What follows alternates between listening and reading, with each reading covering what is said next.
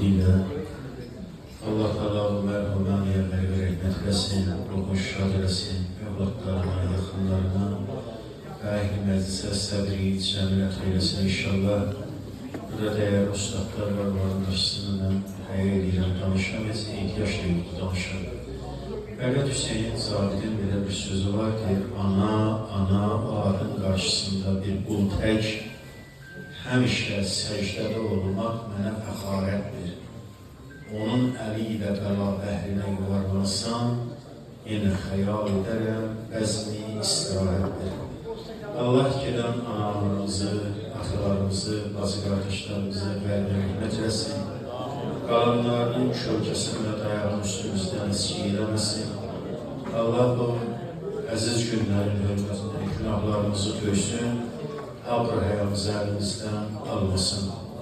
Daimi səslərəm səni, Allah, Muhammed, ya Əli, sənsən dilimin əzbəri, həqqi imamət, ya Əli. Qurbanım Şahi Kərbəla, oğlun İmam Hüseynə mən, bağışlayacam şəhidləri Həsən əl-Müstabəyə sən, qeyrətli Abbas oğlunun əl-üzməri ətəyindən, günahkar olsaq da bizə eylə şifaət, ya Əli. Xudam sənə bəxş edeyim yerin, göyün qudrətini, özün gətirmişsən dinə, biz Məhəmməd ümmətini, əsirgə bizlərdən özün hər dərdini, möhnətini, səndən kömək umanlara eylə inayət, ya Əli.